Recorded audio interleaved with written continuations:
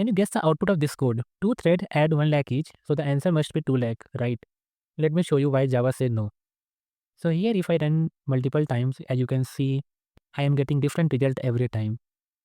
Now when I write counter plus plus, it look like one line, but inside CPU it is 3 step. Read counter from memory, add 1, write it back to memory. It is not an atomic operation. Now when two threads running at the same time, both threads see counter equal to 100, for example. Now thread 1 does 100 to 101 and thread 2 also does 100 to 101.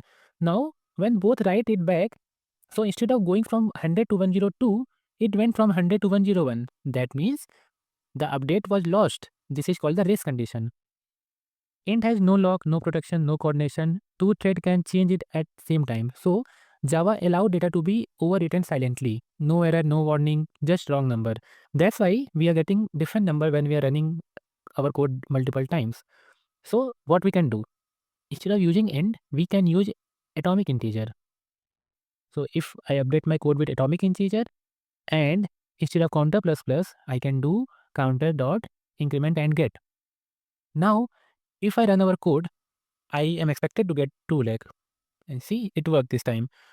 Now, what atomic integer internally does, it uses a special CPU instruction called as CAS, compare and swap. It means only update the value if nobody else changed it.